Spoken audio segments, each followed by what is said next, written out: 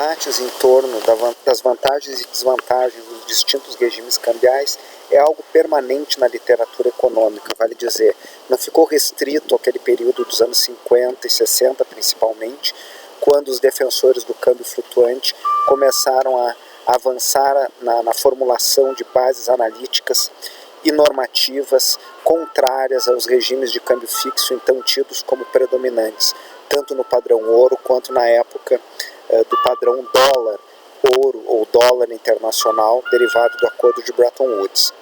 Bom, um exemplo nesse sentido é o estudo da equipe de pesquisadores do FMI sobre a gestão de crises econômicas e os regimes cambiais. Será que algum tipo de regime cambial é mais propenso a amortecer impactos da crise, ou dito de outra forma, será que algum tipo de regime cambial aprofunda os efeitos de crise, torna as crises mais, a probabilidade de ocorrência de crises maior, a suscetibilidade a crises maior? É isso que esse trabalho procura avaliar. Há inúmeros outros nessa mesma linha, estamos pegando um exemplo para ilustrar. Esse trabalho começa com uma discussão sobre a visão bipolar. O que é a visão bipolar? Ela foi pensada a partir daquilo que então o diretor-gerente do fundo, Stanley Fischer, que posteriormente acabou presidindo o Banco Central de Israel na época da crise financeira global de 2007 e 2009 e anos subsequentes, e ao término do seu mandato no Banco Central de Israel, ele que tem dupla cidadania israelense e estadunidense, volta para os Estados Unidos, onde ele teve uma profícua carreira acadêmica e também com inserções em outras áreas.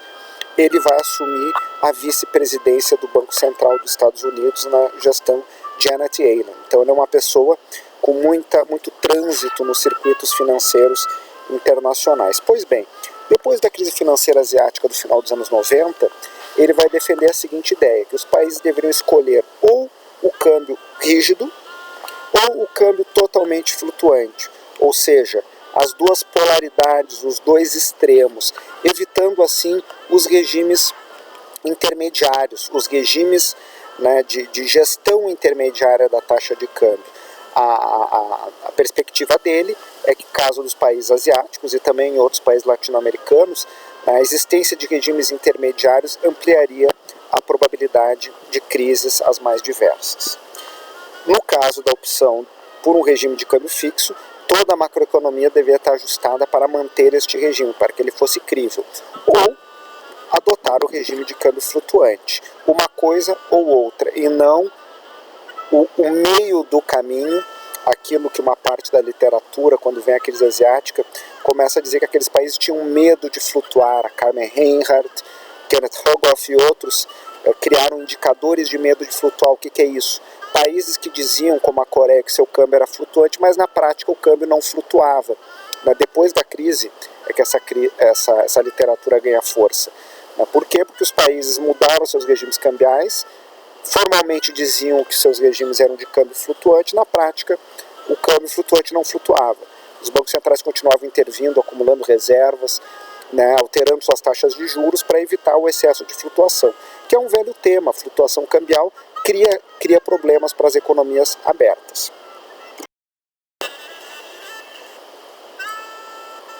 A pergunta que orienta o trabalho é realmente perceber se essa prescrição da bipolaridade, o sentido de bipolaridade aqui não tem a ver com o sentido da psiquiatria, mas em alguma medida pode lembrar, se a ideia de escolher um canto ou outro canto extremo das alternativas de regimes cambiais é algo que realmente deveria ser objeto da atenção dos formuladores de política econômica e não a escolha em alguma situação intermediária. Então o que eles vão fazer é usar uma classificação de regimes cambiais não baseada naquilo que os governos dizem, mas naquilo que eles fazem. O FMI anualmente compila as principais políticas relacionadas ao balanço de pagamentos, os regimes cambiais e os regimes monetários, e publica um relatório com isso para todos os países. Ele vai lá e pergunta nos bancos centrais qual é a política cambial, qual é o regime de política monetária, etc, etc. E os países vão e definem isso. Isso gera uma classificação. que é uma classificação de jure daquilo que os bancos centrais dizem que fazem. E o FMI também faz uma classificação de fato, aquilo que os analistas do FMI entendem, utilizando vários indicadores. Outros autores, como a Carmen Reinhardt e o Kenneth Rogoff, também criaram mecanismos de classificação de fato, explorando exatamente essa inconsistência entre que muitos países diziam ser o seu regime cambial e aquilo que eles de fato faziam. A partir disso, com essa classificação, eles vão pegar uma amostra de países ao longo de um período de tempo, sempre lembrando que esses países, muitos mudaram os seus regimes cambiais. Num ano, o regime podia ser X, no outro Y, e foram avaliar a maior ou menor exposição a distintos perfis de crises econômicas. A tabela, na sequência, é uma síntese dos resultados empíricos obtidos nesse estudo. Bom, antes da tabela, nós mostramos aqui as classificações, né? Essas classificações, elas podem ser tanto agregadas, tomando, né, os regimes de livre de flutuação, né, o azul mais escuro, aquele roxo clarinho, os regimes intermediários, e cabe o universo aqui dentro, ou os regimes de câmbio fixo em vermelho. Na sequência, há uma classificação mais fina, né, em que existe a flutuação independente, em que não há intervenções da autoridade monetária, a flutuação administrada, em que há intervenções da autoridade monetária no mercado cambial, mas não são sistemáticas, não tem um alvo, um objetivo. O crawling peg ou crawling bang é o regime de bandas cambiais, né, ou de um caminho de correção. Na verdade, são regimes nos quais a autoridade monetária fixa um teto ou um piso. O Brasil adotou isso na época do Plano Real, né, a partir da crise mexicana, e o crawling peg é uma política anterior, muito comum nos anos 70 e parte dos anos 80 no Brasil. É corrigir a taxa de câmbio em função da diferença entre a inflação, no caso brasileira, a inflação estadunidense. Na época havia uma taxa de câmbio oficial. Existe a crawling band, é quando o piso e o teto são corrigidos. Por outro lado, a horizontal band, a banda horizontal, o piso e o teto são fixos. O basket peg, em amarelo, é quando a moeda está fixa a uma cesta de outras moedas. A China adotou isso por muito tempo. Existe o regime de câmbio em que uma moeda está fixa a outra, que é uma forma mais próxima, mais dura de câmbio, até a forma mais definitiva e mais forte, né, que é aquela que limita a criação de moeda. Além do câmbio fixo, eu limito a criação de moeda à existência de reservas internacionais, né, que seria a forma mais dura de câmbio fixo. Né? Eu posso ter um regime de câmbio fixo, mas sem esse compromisso, só pode criar moeda doméstica tendo a mesma proporção de moeda internacional, a qual eu estou fixando a minha moeda, em reservas na autoridade monetária. O que essa tabela faz é pegar essa classificação e distribuir os países entre 80 e 2011. Sempre lembrando que predominaram os regimes intermediários.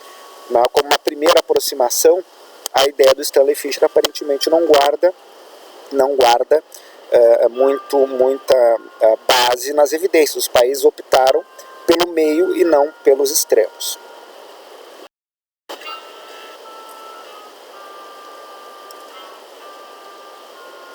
Agora sim, a tabela síntese dos resultados empíricos, né, destes países em termos de suscetibilidade a crises e impactos de crises. Então, está lá a classificação, desde o hard peg até o independent float, e as formas intermediárias, em que fica evidente que os regimes mais duros de câmbio fixo são mais propensos a booms de crédito, de endividamento e a desequilíbrios, a desvios das taxas de câmbio, né, no sentido da valorização, e as crises, quando ocorrem, são muito mais profundas. Vejam lá, as crises de crescimento ou de endividamento são muito mais intensas nos regimes duros do que nos regimes de livre flutuação ou de flutuação administrada. É importante observar que tanto Managed Float quanto Independent Float têm resultados muito parecidos em termos de suscetibilidade e impactos de crises, né, com as mais diferentes formas de crises macroeconômicas, de modo que o Managed Float cria alguma margem de manobra para atenuar flutuações abruptas da taxa de câmbio, que o câmbio livre geraria, né, e com a vantagem de ter também resultados bastante positivos, né, de mitigar, de funcionar como amortecedores de choques os mais diversos, internos ou externos. Portanto, a conclusão principal desse estudo é que, conforme a literatura havia nos apontado previamente, no que tange a esse aspecto particular, o câmbio flutuante é um regime mais propenso a absorver choques e ter crises. Elas ocorrem sempre, mas menos intensas. O Managed Float, na nossa leitura, tem um resultado muito parecido com o Independent Float.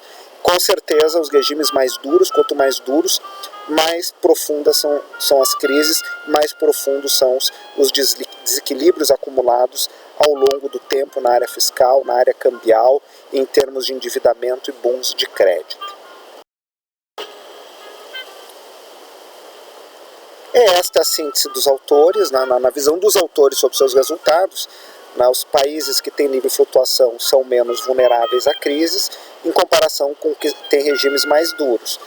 Há regimes intermediários, alguns deles, o Managed Float, consegue ter um bom desempenho. É a nossa leitura dos resultados dos autores. Isto é um estudo, dentre outros. A coisa mais importante a trazer aqui é que essa discussão ela é perene. E acho que nós poderemos refletir esses resultados também à luz da nossa temática inicial sobre a hierarquia de moedas. Países que não são emissores de moedas internacionais são mais sujeitos a vulnerabilidades, quer tenham regimes de câmbio fixo ou flutuante. Em ambos os casos, esses países sofrem mais, são mais voláteis.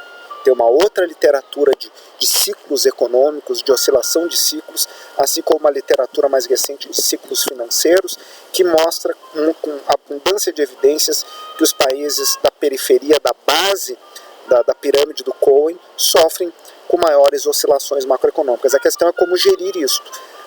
Uma leitura do resultado desse estudo do FMI é que o câmbio flutuante é um amortecedor, ou formas menos rígidas de regimes cambiais funcionam como amortecedores de choques de crise. Evitam as crises não, mas funcionam como amortecedores.